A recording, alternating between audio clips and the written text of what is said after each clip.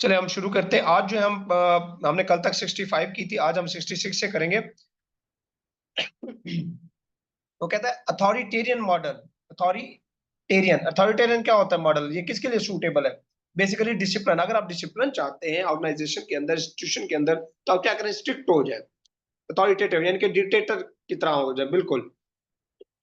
इसमें क्या होता है, डिसिप्लिन होता है। उसके अलावा 67 है, देखिएगा। The teacher salaries and allowances collectively are written in. जितने भी टीचर की सैलरीज आती हैं या कोई अलाउंसेस आते हैं स्कूल के हवाले से होते हैं कोई भी, तो ये सारे कहाँ लिखे जाते हैं? ये सारे के सारे कैश रजिस्टर में लिखे जाते हैं। 68 है, to motivate the other to achieve certain goals. यानी कि किसी को मोटिवेट करना कि भाई ये गोल अचीव करे, उसको जो है एनकरेज करना उस गोल को अचीव करने के लिए। ये बेसिकली क्वालिटी क्या कहलाती है? लीडिंग कहलाती है। क्या कहलाती है? लीडिंग या लीडरशिप। लीडिंग क्वालिटी होती है जी। उसके बाद है 69, देखिएगा। A programme of activities which design to attain educational end. यानी कि कोई भी प्रोग्राम जो डिजाइन किया जाता है ताकि हम जो एजुकेशनल एंड है, जो एजुकेशनल ऑब्जेक्टिव है, उसको अचीव कर सकें। तो आपको ये इल्म होना चाहिए कि एजुकेशनल ऑब्जेक्टिव हमेशा जो अचीव होते हैं किसकी वजह से होते हैं? करिकुलम की वजह से। जब तक करिकुलम नहीं होगा, ऑब्जेक्टिव अचीव नहीं कर सकते, क्योंकि आपका जो करिकुलम होता है वो नहीं ऑब्जेक्टिव की बेस के ऊपर बना होता है। तो इसलिए क्या होता है, करिकुलम है इसका। 70 है, superannuation retirement age in the Pakistan. ये मैंने कल बताई थी। सुपर एनुएशन कौन सी एज होती है? रिटायरमेंट की जो एज है वो सुपर एनुएशन कहलाती है। तो पाकिस्तान में क्या है, 60 ईयर्स है।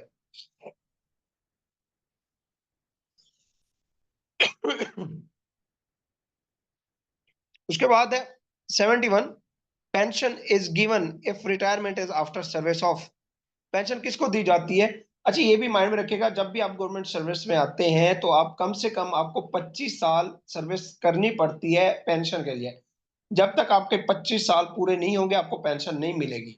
तो 25 साल क्या होती है, सर्विस रिक्वायर्ड होती है पेंशन के लिए। उसके बाद जब 25 पूरे हो जाते हैं तो आप 26 में रिटायरमेंट लेके पेंशन भी ले सकते हैं या अपनी सर्विस पूरी करें। उसके बाद 72 है, person who possesses quality of the leadership. वो शख्स जिसके अंदर लीडरशिप की क्वालिटी हो क्या कहलाएगा? लीडर कहलाएगा। The process of making judgement, हमेशा मैंने पहले भी बताया आपको, जजमेंट का जो प्रोसेस है वो एवोल्यूशन कहलाता है। क्या कहलाता है? एवोल्यूशन कहलाता है। किसी की जजमेंट करना, किसी भी ऑब्जेक्टिव्स की, रिजल्ट्स की जजमेंट करना।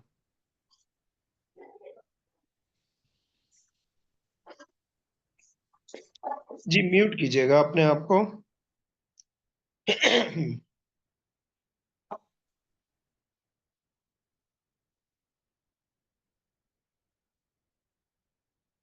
उसके बाद है the characteristic of good planner. जो अच्छा प्लानर होती है उसकी क्या क्या खसूसियात होती है? जो प्लान करता है, प्लानर कहते हैं प्लान करने वाले को। क्या होता है? एक तो ये होता है कि वो ऑप्टिमिस्टिक होता है। ऑप्टिमिस्टिक क्या होते हैं कि पॉजिटिव माइंड हो गया। मोटिवेटर होता है, एवरी टाइम मोटिवेटेड रहता है। प्रोड्यूसर होता है, नई नई चीज प्रोड्यूस करता रहता है। ये कौन होता है? ये तमाम क्वालिटी किसमें होती है? प्लानर के अंदर होती है, जो कि प्लान तैयार करता है। What does E&D rule mean?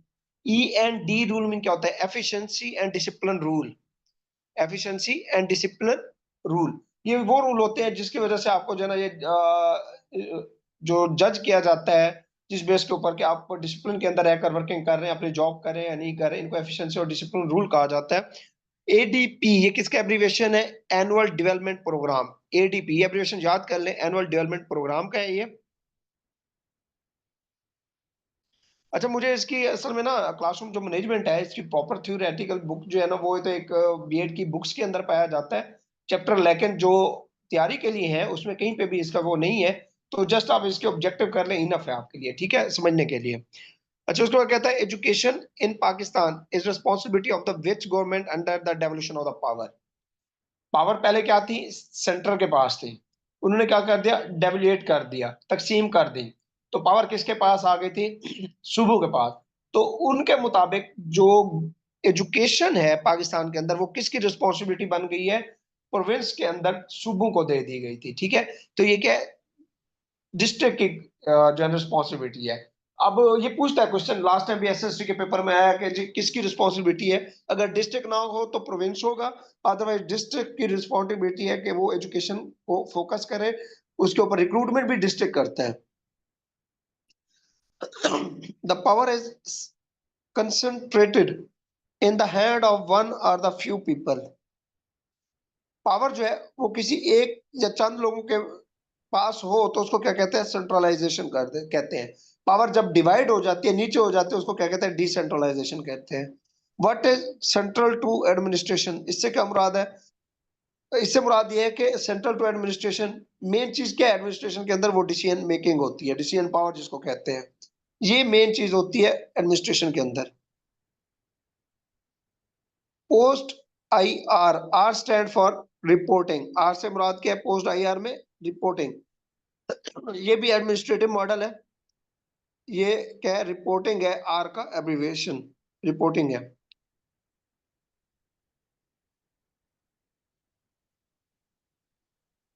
उसके बाद है 81, एस एन ई, किसका एब्रिविएशन है, स्केल ऑफ न्यू एंट्री। कोई इसी नई चीज को जब एंटर करना होता है, पाइपलाइन में लेके आना होता है, उसकी क्या होती है, एस एन ई बनाई जाती है, यानी कि उसका स्केल में उसको शामिल किया जाता है। स्केल ऑफ न्यू एंट्री कहलाता है, एस एन ई एब्रिविएशन है। ये पूछ लेता है पेपर में।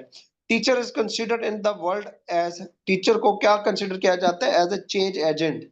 ये भी पूछता है पेपर में, टीचर क्या है, चेंज एजेंट के तौर पर कंसिडर किया जाता है।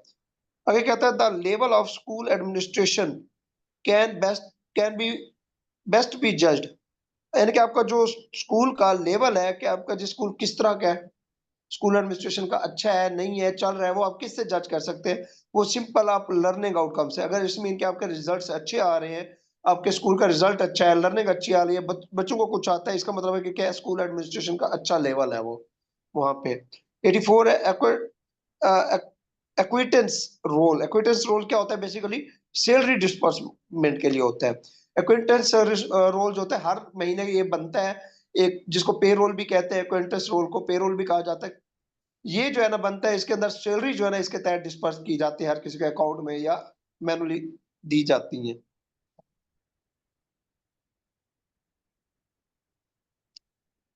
तो कहता है द डिग्री टू विच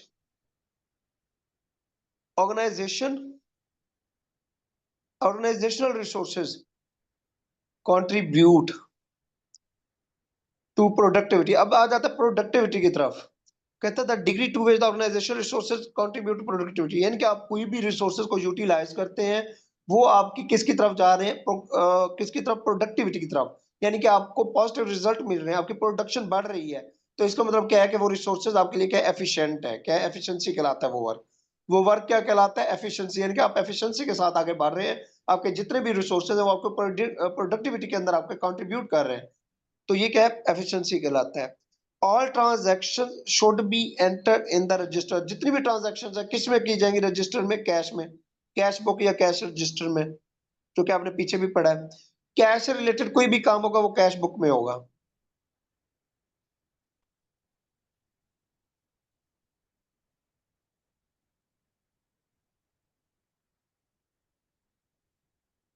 उसके बाद है coordinating, stimulating and directing the growth of the teacher is the purpose of. कहता कोऑर्डिनेट करना, स्टिमुलेट करना, डायरेक्ट करना टीचर की ग्रोथ को, भाई टीचर किस सिमत में जा रहा है, उसकी जो है एफिशिएंसी को बढ़ाना। ये किसका किरदार होता है, इंस्पेक्शन का। डेफिनेटली अगर आपकी इंस्पेक्शन छोड़ दी जाए, सुपरविजन एक और चीज है, वो तो जस्ट लुक आफ्टर करना और मैनेज करना, वो तो हेड कर होता है, लेकिन एक थर्ड पर्सन अगर आपकी इंस्पेक्शन छोड़ दे तो आप कैसे एफिशिएंटली काम करेंगे? तो इंस्पेक्शन क्या होती है, एफिशिएंसी को बढ़ाने के लिए होती है। उसके बाद as 88, the concept of inspection was first introduced by, मैंने पहले बताया था इंस्पेक्शन कहाँ से शुरू हुई थी। जो इंस्पेक्शन का कंसेप्ट बेसिकली कहाँ से शुरू होता है, इंडिया, सॉरी इंग्लैंड से। इंग्लैंड से हुआ था और वहीं से हमारे पास आया इंस्पेक्शन का। बजटिंग का मतलब क्या होता है, बजटिंग होता है आपकी इनकम और एक्सपेंडिचर, यानी कि बजटिंग क्या होती है, बजटिंग यही करते हैं, अपना बजट बनाते हैं कि जी मेरे पास इनकम कितनी है, मैंने एक्सपेंस कितना करना है। That is called the budgeting कहलाती है, इनकम और expense.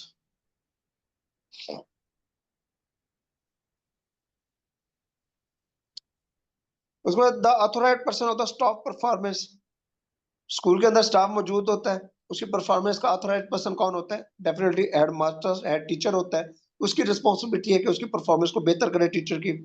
An element of the fair and anxiety, fair और एग्जैक्टिव एलिमेंट क्या होता है, किसमें पाया जाता है? फेयर और एग्जैक्टिव हमेशा किसमें पाई जाती है? इंस्पेक्शन में। फेयर और एग्जैक्टिव ये कहते हैं कि खौफ और स्ट्रेस, दबाव किसमें होता है? आप कोई इंस्पेक्शन पे आ जाए, क्या होता है? टीचर खौफजदा हो जाते हैं। चेक एंड बैलेंस हो गया, थ्रेट हो गया, किसमें होता है? सारा इंस्पेक्शन में होता है। इसके अलावा expenses of newspaper, coal, ice, stationery are return. ये कहता है कि जितने भी ये हैं आपके सैलरीज वगैरह, इससे हट के जो आपके एक्सपेंसेस होते हैं, जी न्यूज़पेपर आता है, कोल आप खरीदते हैं, कोयला वगैरह, आइस खरीदते हैं, स्टेशनरी खरीदते हैं, ये सारे कौन सा रजिस्टर में लिखे जाते हैं? ये कॉन्टीजेंट रजिस्टर में लिखे जाते हैं। ठीक है, ये क्या है? कॉन्टीजेंट रजिस्टर में लिखे जाएंगे।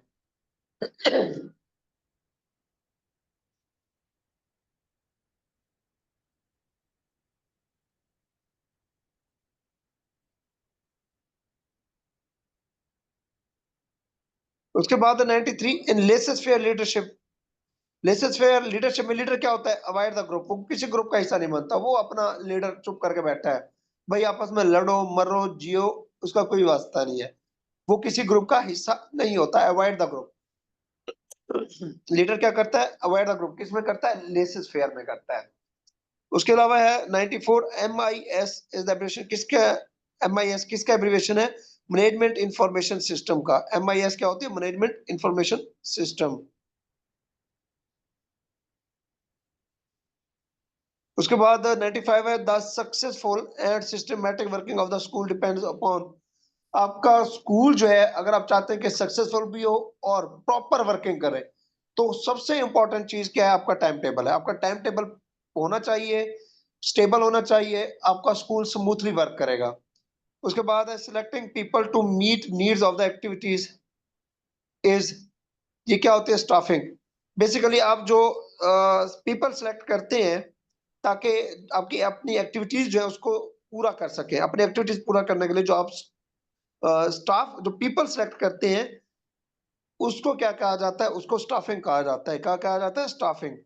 Stock register is use for the writing. Stock register में कौन कौन सी चीजें आएंगी?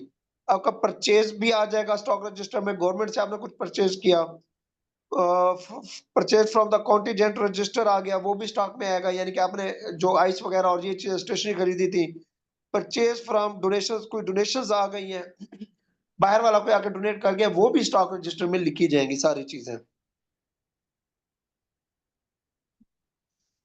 उसके बाद करस्पॉन्डेंस रजिस्टर क्या होता है? बेसिकली करस्पॉन्डेंस रजिस्टर ये होती है कि आपको स्कूल के अंदर कोई ऑर्डर आता है, कोई मेल आती है, यानी कि कोई लेटर आता है, वो क्या लिखते हैं आप? करस्पॉन्डेंस में। और आप किसी को डाक भेजते हैं, यानी कि डाक का आना और डाक का जाना, ये दोनों चीजें जो एंटर की जाती है, किसके अंदर की जाती है? करस्पॉन्डेंस रजिस्टर में की जाती है।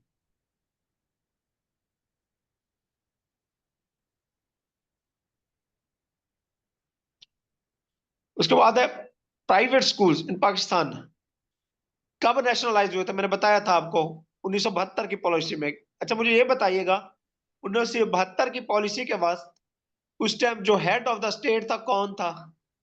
किसके दौर में यार, हुए थे? कौन? जी, जुल्फकार अली भुट्टो। जुल्फकार। एग्जैक्टली जुल्फकार अली भुट्टो के दौर में। 1972 की पॉलिसी में जुल्फकार अली भुट्टो के दौर में ये नेशनलाइज हुए थे सारे स्कूल। उसके बाद है 100 in which register remarks are written when the student commended for the special merit a report or the punish.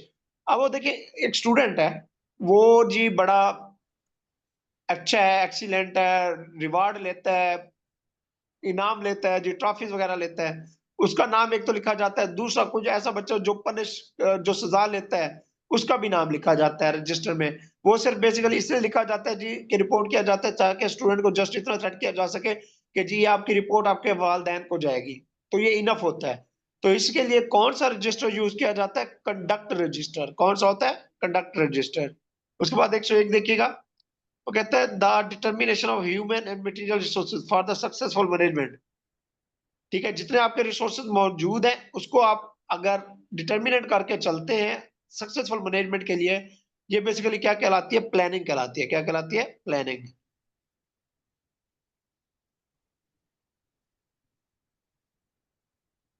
उसके बाद है 102 inspection officer of the education department pen down the particular merits and demerits view.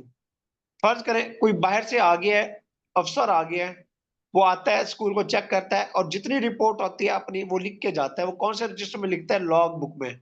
ये school की एक log book होती है, उसके अंदर लिखा जाता है ये। यानी कि ऑफिशियल का विजिट लॉग बुक में लिखा जाता है। ऑर्डर बुक और चीज होती है, उसमें वो होता है जो ऑर्डर जारी किए जाते हैं। वेस्टेज ऑफ रिसोर्सेज, टाइम, ठीक है, वेस्टेज ऑफ रिसोर्सेज हो गया, टाइम हो गया, वर्क हो गया, is prevented in administration by the function of budgeting. यानी कि आपके जितने भी रिसोर्सेज अगर जाए हो रहे हैं, अगर आप बजटिंग कर लेते हैं तो ये बच सकते हैं। ठीक है, बजटिंग क्या होती है? आपकी आपकी इनकम और एक्सपेंडिचर होती है। उसके बाद which register is used to convey the order to head of the institution and government to employ. अब देखिए, हेड है इंस्टीट्यूशन का, वो ऑर्डर करेगा एम्प्लॉय को, टीचर को, स्टाफ को।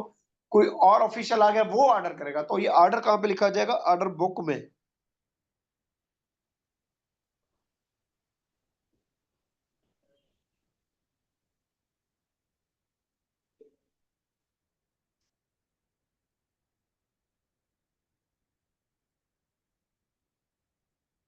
उसके बाद है for how many consecutive days absence without leave name of the girls shall be struck off the roll. अब देखिए, हाजिर रजिस्टर है, बच्ची एक स्कूल से गैर हाजिर है और वो रेगुलर कितने दिन अगर नहीं आती तो उसके बाद उसका नाम जो है ना खारिज किया जाता है। अगर वो रेगुलर 10 दिन नहीं आ रही स्कूल में, उसका नाम आप खारिज कर सकते हैं, लड़की का। और लड़के का कितने दिन? 6 दिन अगर कंसेक्टिव नहीं आ रहा। अगर बीच में एक दिन आ जाता है तो फिर तो नहीं कर सकते, तो फिर वो 6 छुट्टियां कर ले, 5 कर ले, कोई इशू नहीं है। लेकिन अगर मुसलसल 6 दिन नहीं आ रहा लड़का, तो उसको किया जाएगा? निकाला जाएगा, खारिज कर दे। अगर 10 दिन लड़की नहीं आ रही तो उसको खारिज कर सकते हैं। 107 है when is stock annually check और फिजिकली वेरीफाइड। हर साल स्टॉक फिजिकली कब चेक होता है? आपका 30 जून को चेक होता है। स्टॉक जो होता है यानी कि जिसको ऑडिट कहते हैं, ऑडिट कब होता है? 30 जून को होता है।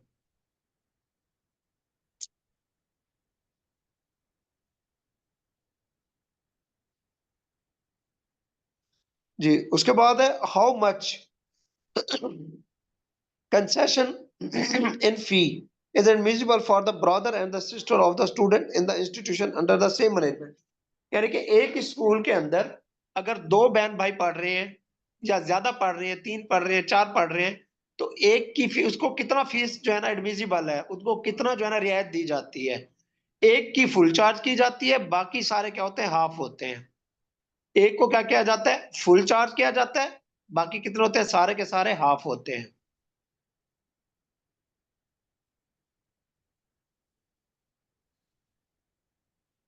उसके बाद 109 है what is the minor penalty under the E and D rule. अब ई एंड डी रूल क्या है? एफिशिएंसी एंड डिसिप्लिन रूल, आपने पीछे देखा है, ये आपके एफिशिएंसी और डिसिप्लिन के लिए होता है। एफिशिएंसी और डिसिप्लिन रूल जो होता है, यही आपके जो पीडा वगैरह लगते हैं इसी के अंदर ही होते हैं, एफिशिएंसी और डिसिप्लिन रूल में।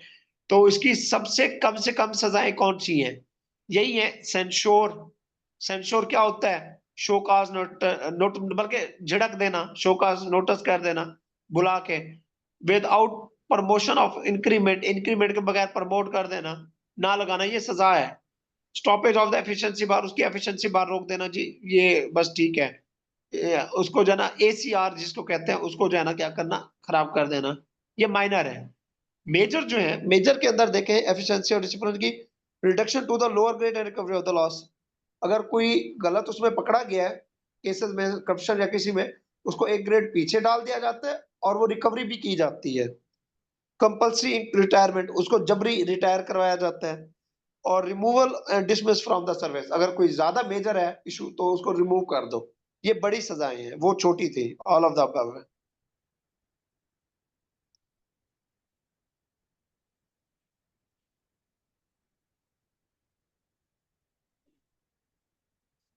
उसके बाद है कैजुअल लीव्स पर एनम, सालाना कैजुअल लीव्स कितनी है? टोटल 25 है। मेरा शेर। जी म्यूट कीजिएगा।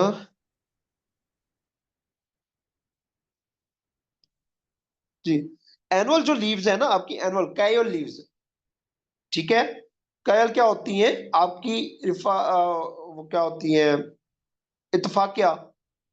वो कितनी है सालाना? 25 छुट्टियां आप कर सकते हैं, गवर्नमेंट जो है या प्राइवेट भी 25 कर सकते हैं। इसके अलावा मैक्सिमम लीव्स आप ले सकते हैं at the time under the ordinary circumstances. आम हालात में अगर आप कोई भी मसला आ गया है तो एट ए टाइम आप कितनी लीव्स ले सकते हैं आम हालात में, वो भी कैजुअल लीव्स कितनी ले सकते हैं 10। और ज्यादा जो स्पेशल सर्कमस्टांसेस है, कोई ज्यादा इशू हो गया है, तो उसके अंदर आप जो है कितनी कैजुअल लीव ले सकते हैं, एक ही वक्त में आप 15 ले सकते हैं। आम हालात में एक ही वक्त में 10 कर सकते हैं। और खास हालात में जब इश्यूज ज्यादा हो, आपके लिए प्रॉब्लम्स हो, तो आप 15 भी ले सकते हैं।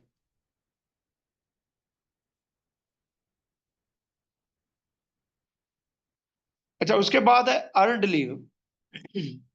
अर्नड लीव जो है ये सिविल सर्वेंट को दी जाती है इन वेकेशन डिपार्टमेंट। अच्छा, एक होता है वेकेशन, वेकेशन डिपार्टमेंट, ठीक है। मैं दोबारा लिखता हूँ। एक होता है वेकेशन डिपार्टमेंट, ठीक है। दूसरा होता है नॉन वेकेशन, वेकेशन डिपार्टमेंट। तो वेकेशन और नॉन वेकेशन में फर्क क्या है? वेकेशन डिपार्टमेंट वो है यानी कि स्कूल्स वगैरह, टीचर्स, क्योंकि उनको छुट्टियां होती रहती है ना। वेकेशन डिपार्टमेंट, नॉन वेकेशन कौन होते हैं? जिनको छुट्टियां नहीं होती, सारा साल ड्यूटी करनी है उन्होंने, ये नॉन वेकेशन होते हैं। अब जो वेकेशन डिपार्टमेंट है उनको साल में, बल्कि महीने में एक अर्नड लीव दी जाती है, अर्नड लीव, ठीक है। तो वो क्या होती है? पेएबल होती है, उसकी तनख्वाह मिलती है। वो भी पेरेंट के दो तो आपने महीने में करनी है छुट्टियां, कैजुअल लीव्स। उससे हट के अगर आप करते हैं तो वो अर्नड लीव है, ठीक है। तो वो जो है ना, क्या कहलाती है? वो कितनी मिलती है? एक मिलती है। और जो नॉन वोकेशन डिपार्टमेंट है स्कूल से हट के, उनको कितनी मिलती है? महीने में 4 मिलती है, क्योंकि स्कूलों को तो छुट्टियां होती रहती है टीचर्स को। और जो बाकी होते हैं उनको कितनी मिलती है? 4 मिलती है। Who belongs to the vocation department, मैंने बताया teachers. And who belongs to the non vocation department, बाकी टीचर से हटके। अच्छा, वो कहते हैं the earned leave account of the gazetted servant is maintained by, कहता है जो गजेटेड सर्वेंट होता है उसका जो अर्नड लीव का अकाउंट है वो कौन मेंटेन करता है? वो करता है डिस्ट्रिक्ट अकाउंट ऑफिसर, क्योंकि गजेटेड जो ऑफिसर होता है उसका जो अकाउंट मेंटेन करेगा अर्नड लीव का, वो भी कौन करेगा? गजेटेड करेगा। इसलिए डिस्ट्रिक्ट अकाउंट ऑफिसर उनका डायरेक्ट करता है। उनके लिए क्या होती है? टीचर्स के लिए, नॉन वोकेशन के लिए, नॉन गजेटेड के लिए सर्विस बुक होती है।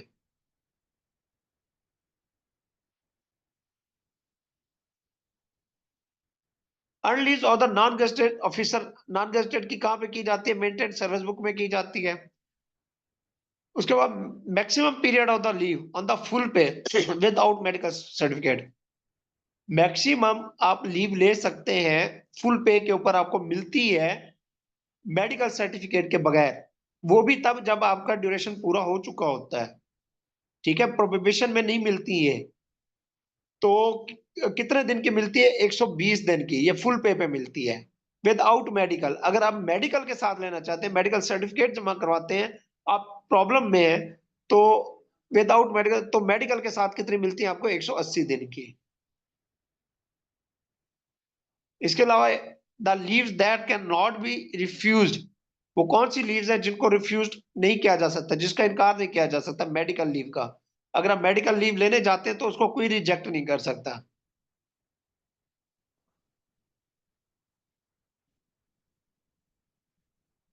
उसके बाद है the maximum period of the leave without pay. अगर आप पे के बगैर लीव लेना चाहते हैं तो मैक्सिमम कितनी आप लीव ले सकते हैं? कम से कम आप 5 साल की लीव ले सकते हैं। कितने की? 5 साल की, बगैर किसी तनख्वाह के। अगर आप छुट्टी पे जाना चाहते हैं तो बगैर तनख्वाह के आप 5 साल भी छुट्टी पे रह सकते हैं। इससे बात ये होगा कि आपका जो पेंशन वगैरह और ये उन चीजों पे इफेक्ट नहीं पड़ेगा। उसके अलावा maximum period of the leave preparatory to the retirement. ये लीव प्रिपरेटरी टू रिटायरमेंट क्या होती है? इसको एलपीआर भी कहा जाता है, लीव प्रिपरेटरी टू रिटायरमेंट। यानी कि ये उनके लिए होती है जब कोई भी रिटायर होने वाला होता है उससे 1 साल पहले, रिटायरमेंट से 1 साल पहले जो लीव ली जाती है ताकि वो अपनी जो रिटायरमेंट है उसकी तैयारी कर सके, उसको क्या कहते हैं? एलपीआर कहा जाता है। कितने दिन होती है? 365 दिन। ये मैंने अभी बताया 1 साल होती है पहले। ये 365 दिन छुट्टियां होती हैं उनकी। उसके बाद 124 है the salary is given as leave encashment. Leave encashment के तौर पर जो सैलरी दी जाती है 180 दिन। आप चाहते हैं जी नहीं, मुझे छुट्टी नहीं चाहिए, मुझे लीव इनकैशमेंट चाहिए, मैं ड्यूटी करूंगा, मुझे पैसे चाहिए। तो क्या होता है, तो उसके 180 दिन का जो है ना आपको पे मिलती है, उसकी 180 दिन की।